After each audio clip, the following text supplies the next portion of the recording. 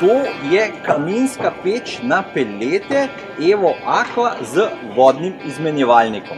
In sicer princip te peči je, da vi lahko natresete v njo pelete, in sicer noter greste 2 vreči peletov. Samo ohišje od peči je oblito z vodo in vi to vodo peljete do zalogovnika. Imamo kurišče.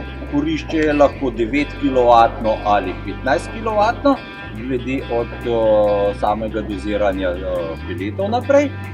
Potem imamo senzor v samem kurišču, ki spremlja temperaturo, in potem spodnje strani posodo za pepel, ki se jo potem občasno izprazni.